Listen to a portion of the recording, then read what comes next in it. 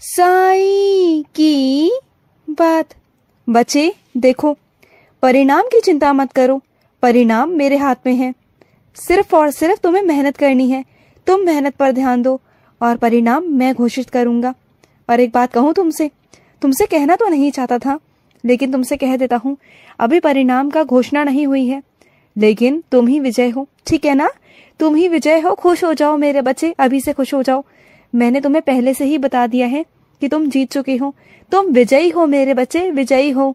और सुनो मेरे बच्चे, जो भी तुम्हारे परेशानी है ना, जो भी तुम्हारी बीमारी है, कुछ भी मेरे बच्चे, तो जितना हो सकता है ना, जितना हो सकता है मेरा नाम जाप करो। जितना हो सकता है, मेरे नाम में वो शक्ति है, वो ताकत है जो किसी चीज में नहीं मेरे बच्चे, किसी चीज में नहीं।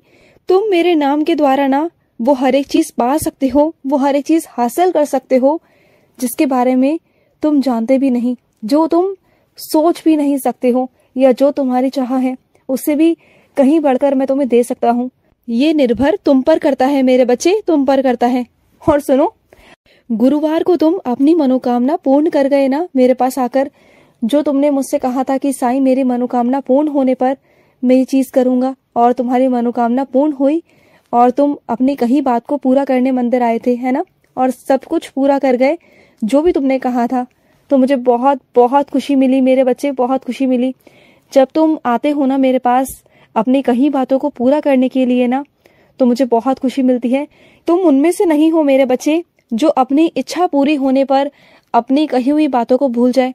तुम उनमें से हो कि बस इंतजार करती हो कि मैं कब अपनी कही बात को पूरा करने जाऊं मंदिर, कब बाबा मेरी मनोकामना पूर्ण करेंगे, कब ये सही होगा, कब ये सच होगा, कब बाबा मेरी सुनेंगे और मैं फटाफट जाऊं और बाबा से कही हुई बात मैं पूरा करूं। मुझे बहुत अच्छा लगता है मेरे बच्चे, बहुत अच्छा लगता है। और सुनो मेरे बच्चे, कुछ चीजें ना समय के अनुसार ही पूरी होती है मेरे बच्चे, न समय से पहले होती है और न समय के बाद होती है। तो थोड़ा सबूरी रख लो ना मेरे बच्चे। रोज इतना मुझसे कहते हो, मुझे भी अच्छा नहीं लगता तुम्हें बार बार मना करना। देखो रुक जाओ, थोड़ा सबूरी रखो, समय पर विश्वास करो। वक्त बहुत बलवान होता है मेरे बच्चे, ये वक्त है ना, ये बहुत बहुत बलवान है मेरे बच्चे, बहुत बलवान है। तो चिंता मत करो, सब हो जाएगा, सब तुम्हारे हिसाब से हो जाएगा। अब इतना तो कह दिया ना तुमसे, अब मत चिंता करो। और सुनो, जिसकी रक्षा की तुम मुझसे बात करते हो ना, उसकी रक्षा मैं कर रहा हूँ मेरे बच्चे, उसकी रक्षा ही कर रहा हूँ, तभी वो यहाँ तक है मेरे बच्चे, वो इस परिस्थिति में है।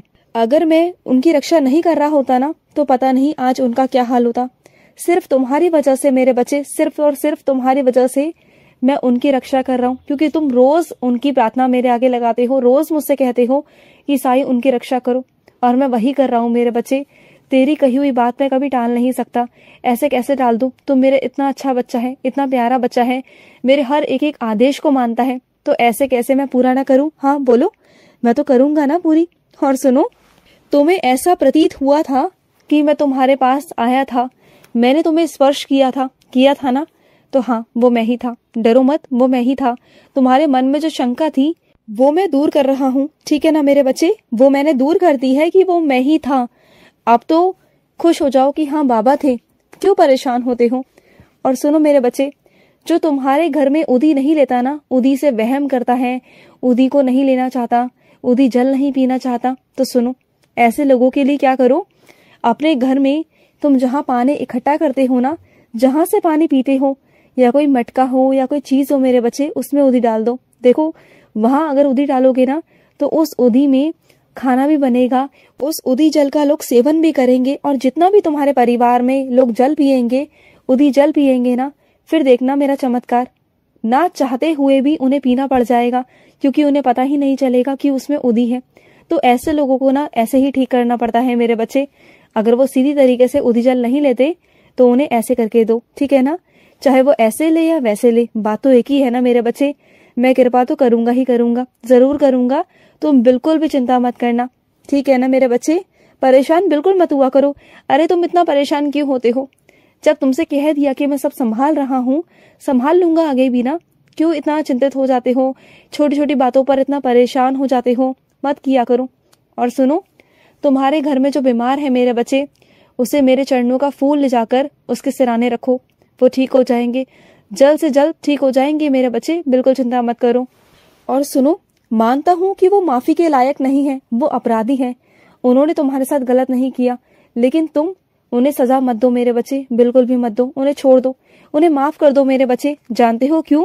क्योंकि उन्हें दंड मैं दूंगा, और अगर तुम दंड दोगे ना तो तुम्हारे कर्मों में जुड़ जाएगा। मैं चाहता हूँ कि दंड मैं दूं, क्योंकि देखो हर किसी की सजा को मैं तय करता हूँ। ये काम मेरा है, तुम्हारा नहीं मेरे बच्चे। और जो काम तुम्हारा नहीं है उसे रहने दो ना। क्यों करते हो तुम? क्यों अपने ऊपर भार बढ़ाते हो? बल्कि तुम हल्के हो जाओ, हल्के हो जाओ मेरे बच्चे। उसे माफ कर करना अपने अंदर से बोझ हल्का कर लो और आगे निकल जाओ अपनी जिंदगी में। जो उसने तुम्हारे साथ किया वो भुगतेगा, जरूर भुगतेगा, और वो मेरा काम है, मेरा काम है उसे दंड देना।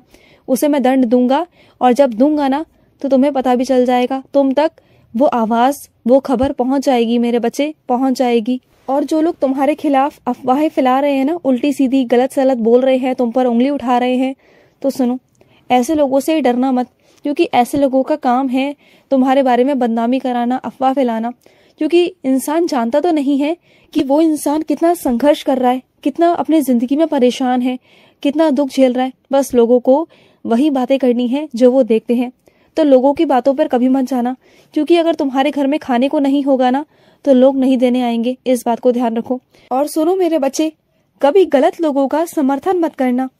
तुम जानते हो कि वो इंसान गलत है ना, और उसके बावजूद भी वो तुम्हें अपने समूह में शामिल करना चाहता है जबरदस्ती। तुम नहीं होना चाहते हो, तुम नहीं कुछ गलत करना चाहते हो, क्योंकि तुम जानते हो कि सही क्या है, गलत क्या है, क्योंकि तुम मेरे बच्चे हो, तुम्हें ज्ञान का प्रकाश है, तुम्हें पता है कि गलत क्या है, सही क्या है। तो मेरे बच्चे साफ साफ कह दो ना, क्यों नहीं कहते हो तुम? देखो साफ कहने में भलाई है, क्योंकि सच कहोगे तो एक बार कहोगे और वो इंसान तुमसे दोबारा नहीं कहेगा। अगर तुम पहले से ही इंसान को ना उसकी सीमा बता दोगे तो वो कभी उस सीमा को लांघकर तुम्हारे पास नहीं आएगा। लेकिन अगर उसे सीमा नहीं बताओगे ना तो उसे ऐसा ही लगेगा कि तुम उसके पक्ष में हो और तुम उसके साथ मिलकर कुछ गलत करोगे। तो ऐसे लोगों का ना समर्थन करो और ऐसे लोगों से दूरी रहो तो अच्छा है मेरे बच्चे। और एक बात सुनो मेरे बच्चे, जहां तुम्हारे शरीर में गांठ हो गई है ना, तो सुनो, उसे ना हल्के में मत लेना, जाओ सीधा और डॉक्टर से परामर्श करो। क्योंकि मेरे बच्चे शरीर में कहीं भी गांठ होना वो सही नहीं होता। जाओ और जाकर डॉक्टर से परामर्श करो मेरे बच्चे, क्योंकि वो सही नहीं है मेरे बच्चे, बिल्कुल भी नहीं है। और कई बच्चों से मुझे बहुत ज़्यादा शिकायतें हैं कि वो ना दूध पीना पसंद नहीं करते हैं, और कई बार मैं उन्हें टोक चुका हूँ कि दूध पियो। दूध ना पीने से मेरे बच्चे तुम्हारी सेहत पर बहुत असर पड़ता है। तुम्हारे लिए दूध बहुत लाभकारी है मेरे बच्चे। तुम्हारी जो हड्डियां हैं ना शरीर की, वो बहुत कमजोर हो गई हैं, तुम्हें बहुत चक्कर आते हैं, तुम्हारे अंदर खून की कमी है मेरे बच्चे। और ये बाहर की चीजें खाना बंद कर दो मेरे बच्चे, बंद कर दो। ये जो जीभ का स्वाद है ना तुम्हारी, यही तुम्हें लेके डूब रहा है मेरे बच्चे, यही तो हानिकारक है। इन बातों को तुम समझ नहीं रहे हो, समझो इस बात को। और अपने जीवन में, अपने जिंदगी में ना कभी किसी का दिल मत दुखाना, किसी मजबूरी का फायदा मत उठाना मेरे बच्चे, कभी नहीं। किसी का दिल को मत दुखाना, क्योंकि कोई व्यक्ति अगर किसी के दिल को दुखाता है ना, अगर वो दिल से रोता है ना, तो उसकी हाय बहुत जल्दी लगती है मेरे बच्चे। तो कभी भी किसी को इतना मजबूर मत कर देना कि वो दिल से रोए, मन से रोए। उसकी आंखों में से तो आंसू निकले, लेकिन दिल से बद्दुआ निकले मेरे बच्चे। ध्यान रखना। खुश रहो। आज का साई संदेश समाप्त हुआ।